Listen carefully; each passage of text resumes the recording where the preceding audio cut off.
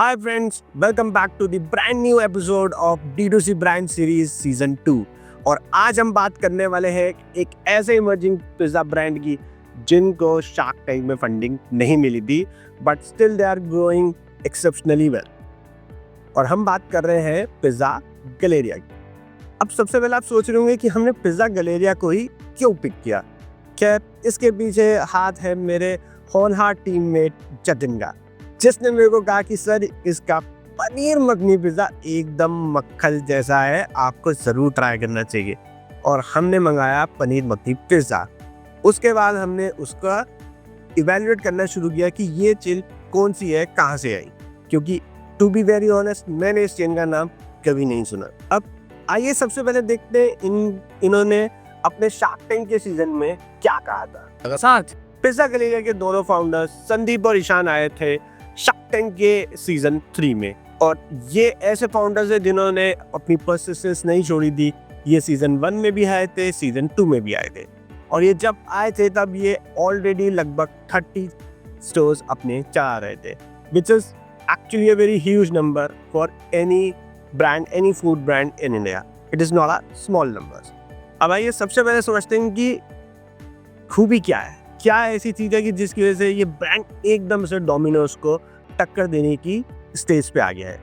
सबसे पहले है इनका प्रोडक्ट का टेस्ट। जैसे कि आपको पता है, जतिन ने खाया पनीर मखनी पिज़्ज़ा जिसमें था बहुत ही ज़्यादा चीज़, जो उनके एक खुद के इंग्रेडिएंट से बना था, जिसमें उन्होंने लिक्विड चीज़ अपनी कस्टम डाली थी और साथ में मोज़रेला चीज़ डाली थी, which gave him a very good taste. और ये इसकी वजह से, एक यूनिक टेस्ट की वजह से, ये कहीं ना कहीं इनका पिज़्ज़ा हो गया एक मार्केट में differentiating from the rest of the brands existing in the market.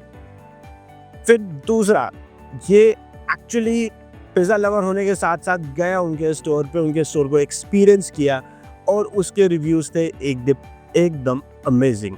He like the store layout, he like the way the staff was present and the way it was delivered to him. तो आप कोई भी, जब आप कोई product launch कर रहे हो, आपको स्केल करना है, तो आपका प्रोडक्ट हीरो होना चाहिए। और कहीं ना कहीं पिज़्ज़ा गलेरिया का जो प्रोडक्ट है, उनका जो पिज़्ज़ा है, उसकी जो फ्रेशनेस है, वो उनके फेवर में जाती है। And they have beaten the other players in the market who were doing exceptionally good at one point of time, B it Domino's, B it pizza हट और अदर इमर्जिंग प्लेयर्स। बट जब कोई brand scale कर रहा होता है तो वो कुछ गलतियां भी कर रहा होता है, और हमें लगता है कि ये अगर अपनी इन गलतियों को सुधार ले तो ये एक्सेप्शनली गुड कर सकते हैं। तो आइए सबसे पहले समझते हैं इनकी क्या गलतियां हैं या कमियां हैं जिसको ये इम्प्रूव कर सकते हैं और अपने ब्रांड को बड़ा कर सकते हैं। सबसे पहले है ब्रांड लोगो। किसी भी कंपनी का, किसी भी ब्रांड का जो लोगो होता है, उसकी एक फर्स्ट आइडेंटिटी होती है, एक फर्स्ट टच पॉइंट होता है जहाँ पे लोग कलेक्ट करते हैं उस ब्रांड से, ब्रांड का रिकॉल बनता है।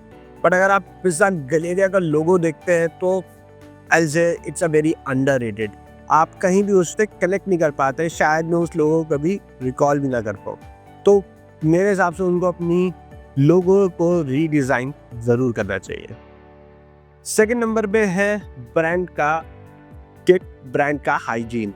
अगर आप उनके सोशल मीडिया की प्रेजेंस को देखते हैं, क्रिएटिव्स को देखते हैं, मेन्यू को देखते हैं, बॉक्सेस को देखते हैं, तो आपको लगता है कि उनके ब्रांड किट कहीं ना कहीं मिसिंग है।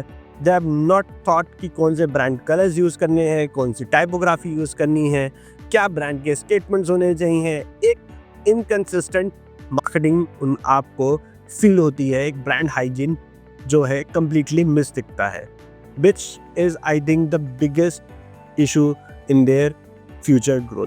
क्योंकि जब तक वो एक कंसिस्टेंट ब्रांड स्टेटमेंट्स नहीं देंगे, लोग खाएंगे, भूल जाएंगे।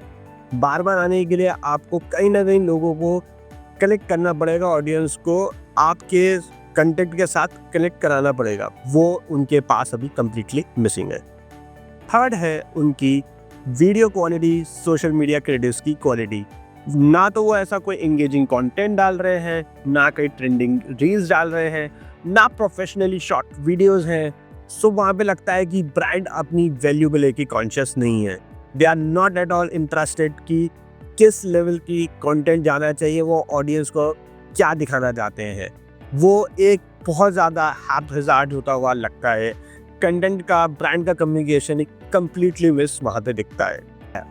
अब हम आते हैं इनकी आज की सबसे इम्पोर्टेंट चीज़ में जो डिजिटल एज में है, वो है ब्रांड की वेबसाइट, जो कि एकदम ठगी हुई है। मतलब इससे बुरा रिव्यू मैं किसी वेबसाइट के लिए नहीं दे सकता, बट कहीं भी स्टैंड नहीं करती है। भले ही हम देसी हैं, एक ग्रास रूट से आता है, बट वेबसाइट उससे भी ज़्यादा देसी है, बहुत ही ज़्यादा पुरानी है। कुछ कल उसमें ढंग से मेन्यू नहीं है, ना ही ऑर्डर ऑप्शंस है, एकदम आउट ऑफ द फ्लेवर है। इसको तो उन्हें कम्प्लीटली रीडू जरूर करना चाहिए if they want to build a brand out of it.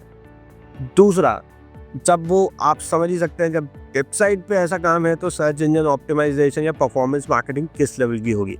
So that is a completely miss. मैं उसके बारे में बात भी नहीं करना चाहूँगा। मुझे लगता है उन्होंने अपने प्रोडक्ट के बेसिस पे फाउंडर्स ने अपने ब्रांड को स्केल किया है, फ्रेंचाइजीज को अपनी बिजनेस एक्टिविटी के बेसिस पे स्केल किया है, बनाया है। बट अगर आप उनको उससे ज़्यादा लेके जाना है, दे वांट रिपीट कस्टमर्स, तो उनको कहीं ना कहीं अपनी फ्रेंचाइजीज को भी वो कॉस्ट जस्टिफाई करनी होगी, और उसके लिए होने चाहिए एक इंटीग्रेटेड मार्केटिंग अप्रोच, जहाँ पे हर एक चीज़ का ध्यान रखा जाए और उनका ब्रांड का जो एक एलिवेशन, एक सोशल रिकॉल है, ब्रांड रिकॉल है, वो एक नेक्स्ट लेवल पे जाए।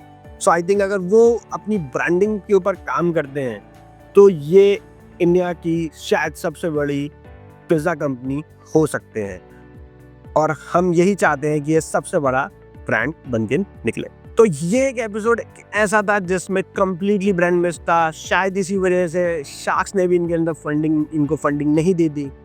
बट अगर ये अपनी इन ब्रांडिंग को थोड़ा सा सॉर्ट कर लेते हैं तो ये बनेंगे नेक्स्ट इंडिया के सबसे बड़े ब्रांड। और आप ऐसी ही इंटरेस्टिंग स्टोरीज को जानने के लिए सब्सक्राइब करिए चैनल को एंड स्टे ट्यून्ड।